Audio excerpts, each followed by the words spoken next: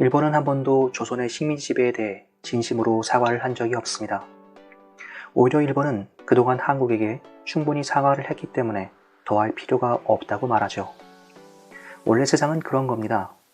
맞은 놈은 기억하지만 때린 놈은 기억하지 못하는 것이죠. 그런데 그건 우리도 마찬가지입니다. 우리는 일본이 조선을 36년간 식민지 지배한 것을 지금도 사과라고 하고, 한편으로는 우리가 넓은 영토를 차지했던 고구려 시절을 그리워하지만 그 시절 영토 전쟁을 하며 상처를 줬던 주변국에게 우리는 사과를 해야 한다고 생각하지는 않습니다. 고구려 광개토 대왕은 결코 평화적인 방법으로 영토를 확장하지 않았을 텐데 말이죠. 광개토 대왕이 무력으로 영토를 확장한 것은 괜찮고 일본이 무력으로 조선을 병합한 것은 잘못된 것일까요? 우리는 스스로를 평화를 사랑하는 민족이라고 말하지만 사실 우리는 평화적인 방법으로 영토를 확장했던 적이 없습니다. 자신이 하면 로맨스이고 남이 하면 불륜인 것일까요? 그래서 사실 일본의 말도 맞다고 하는 것입니다. 과거 식민지 지배한 것에 대해 미안하다라고 몇 번 말했으면 됐지 도대체 언제까지 계속 사과를 해야 하냐는 겁니다.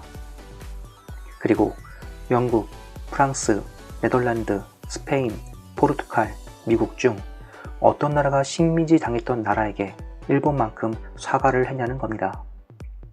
힘이 약해서 강대국에게 식민지 당한 나라가 잘못이지 식민지 쟁탈전이 벌어지던 시대에 식민지를 한 게 뭐가 그렇게 잘못한 것이냐는 것이죠.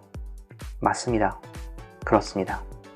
그 어떤 나라도 일본만큼 식민지 당한 나라에게 여러 번 미안하다라고 말한 나라는 없었죠. 그리고 당시 국력이 약했던 조선은 일본이 아니더라도 영국, 러시아, 프랑스, 미국 중 누군가에게는 분명 식민지 지배를 당했을 것이고 착취도 당했을 겁니다. 당시 식민지 지배를 한 주체가 일본이었을 뿐이죠. 구한말, 고종과 양반들은 나라가 그 지경이 되도록 도대체 뭘 했던 것일까요? 우리는 왜 그들의 과오에 대해서는 관대한 것일까요? 그런데 다른 제국주의 국가와 일본이 다른 점이 한 가지 있습니다. 그건 일본은 2차 세계대전 때 패전국이라는 사실입니다. 세상은 원래 그런 겁니다. 역사는 승자의 기록이고 항상 승자의 편이죠. 사실 세계 역사에서 영국이 일본보다 나쁜 짓을 더 많이 했지만 영국의 잘못은 덮어두고 일본의 잘못에 대해서만 계속해서 사과를 하라고 강요를 하고 있는 것이죠. 왜냐하면 영국은 승전국이지만 일본은 패전국이니까요. 세상은 원래 그런 겁니다. 역사는 승자의 기록이니까요. 미얀마의 쿠데타와 내전 발생은 사실 오래전부터 예고된 사건이었습니다. 바로 강대국들의 패권 전쟁의 대리전으로서 말이죠. 1960년대에서 70년대 미국은 세계 2위의 강대국인 일본을 견제하기 위해서 사회주의 국가인 중국과 협력 관계를 맺었고, 최근 힘 빠진 일본을 대신해 중국이 세계 2위의 강대국으로 부상하자 이제 미국은 중국 주변의 나라들과 연대해서 중국을 견제하고 있습니다. 미국은 그렇게 직접적으로 견제 대상을 타격하기보다는 먼저 주변에 내 편을 많이 만들고 적의 편에 서는 나라들은 하나씩 조용히 제거해 가다가 적의 적을 이용해서 상대를 제압하는 전략을 쓰곤 합니다. 이것은 일종의 공식이죠. 미얀마는 자원 부국입니다. 미얀마에서 채굴한 천연가스를 송유관을 통해 중국에 수출하고 있죠. 그래서 중국의 경제성장을 견제하기 위해서는 중동 이란과 남미 베네수엘라에서 중국으로 공급되는 석유 에너지 루트를 차단해야 할 뿐만 아니라 미얀마에서 공급되는 천연가스 송유관도 차단시킬 필요가 있는 것입니다. 이를 위해 가장 효과적인 방법은 바로 분쟁 조장입니다. 사실 이란, 베네수엘라, 미얀마의 혼란과 분쟁은 자연 발생적으로 일어난 것이 아닙니다. 바로 미국과 중국 사이에 패권 전쟁의 대리전으로서 발생한 것이고, 중국에게 에너지를 공급하면 이런 일이 발생한다는 본보기인 것이죠. 미얀마 국민들은 지금의 미얀마의 상황을 쿠데타 군부 세력에 저항하는 민주화 시민운동이라고 생각하고 있지만 사실 그 어떤 나라에도 순수한 민주화 운동은 존재하지 않습니다. 민주화 운동을 이용하는 자와 이용당하는 자만 존재할 뿐이죠. 그리고 무지한 국민들은 그렇게 미화된 슬로건에 선동되고 이용당하다가 결국 버려질 뿐입니다. 미얀마에서의 분쟁이 장기화될수록 미얀마의 송유관은 중국으로의 천연가스 공급이 원활하지 못하게 될 것이고 다른 누군가는 그 과정 속에서 실리를 챙기며 웃고 있을 것입니다. 이것이 현실이죠. 그리고 미얀마는 중국이 여러 개의 나라로 쪼개질 때 같이 망하게 될 것입니다.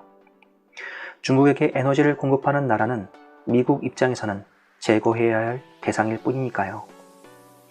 쿠데타 군부 세력에 저항하는 민주화 시민운동의 봄은 쉽게 오지 않을 것입니다. 희생자들만 남을 뿐이죠. 최근 중국 내 미국 금융기관들의 투기 자본이 유입되고 있습니다. 이로 인해 중국의 실물 경제는 사실 폭망했음에도 불구하고 투기 자본으로 인해 GDP는 성장하는 것처럼 보이고 있고 주식시장은 점차 과열되어 버블이 형성이 될 것입니다. GDP 성장 착시 효과를 이용해서 중국 공산당은 이를 시진핑의 업적으로 치부하며 국가주석 사면임의 정당성 분위기를 고조시킬 것입니다. 그리고 중국 공산당의 각종 언론 조작으로 중국이 미국을 뛰어넘을 것이라는 장밋빛 기사가 난무할 때 미국 투기 자본은 고점이라 판단하고 주식 매도를 하며 차익 실현을 할 것입니다. 그리고 차익 실현한 돈을 달러로 바꿔서 미국으로 돌아갈 것입니다. 그러면 중국은 외환위기 사태에 빠질 것이고 IMF의 구제 금융을 요청하는 신세로 놓여지게 될 것입니다. 한편 중국과 70조 원의 규모의 통화 수화풀을 맺고 있는 한국 역시 중국이 위기에 빠질 때 금융연안계로 인해 같이 위기에 빠지게 될 것입니다. 그때 외환위기에 빠진 중국과 한국에서 해외 투기 자본은 헐값에 매물로 나온 알짜 기업들을 매입하거나 주가가 폭락한 기업들의 주식을 싼 값에 사들이며 실질적인 회사 주인의 자리를 차지하게 될 것입니다. 이는 1997년 태국발 IMF 사태와 똑같은 시나리오입니다.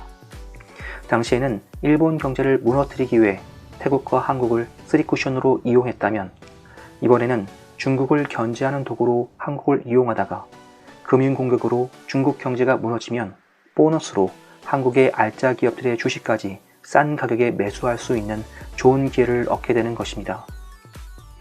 금융공격의 시기는 2028년이 적기입니다. 미국 대통령 선거로 대통령이 교체될 때 중국 주식시장에서 차익 실현한 투기 자본은 미국으로 돌아갈 것입니다. 그리고 그 명분은 새로운 미국의 대통령 단성자가 마련해 줄 것이고요. 모든 것은 준비된 시나리오대로 흘러갈 것입니다. 원래 사냥이 끝나면 사냥개는 잡아먹는 것이 이 바닥의 규칙입니다. 중국이 망하면 한국이라는 사냥개도 더 이상 필요가 없게 된 것이니까요. 그렇지만 아이러니하게도 한국 경제는 다시 곧 좋아질 것입니다. 왜냐하면 한국의 금융회사와 알짜 기업의 바지 사장은 한국인일 테지만 실제 주인은 외국인으로 바뀐 상태일 테니까요. 영화 매트릭스에서 모피어스는 네오에게 이런 제안을 하죠. 파란 약과 빨간 약을 양쪽 손에 들고 말합니다. 파란 약을 먹으면 보고 싶은 것만 보게 되고 믿고 싶은 것만 믿게 된다고. 진실을 보지 못하고 거짓의 세계에서 평범한 일상을 함께한다고 말입니다. 반면 빨간 약을 먹으면 갈 때까지 간다고 말합니다. 파란 약으로부터 파생되는 거짓의 세계를 뚫고 진실의 세상을 볼 수 있다고 말하죠. 네오는 그때 어떤 선택을 했나요? 네오는 한치의 망설임도 없이 빨간 약을 집어듭니다. 영화에서 네오의 모습은 멋있는 주인공의 모습이지만 결국 그는 숭고한 희생을 당하게 되죠. 어쩌면 세상은 깨달은 진실을 감당하기보다 파란 약을 선택하는 것이 행복한 삶을 사는 현명한 처세술일지도 모르겠습니다. 이상 작가 존투아였습니다.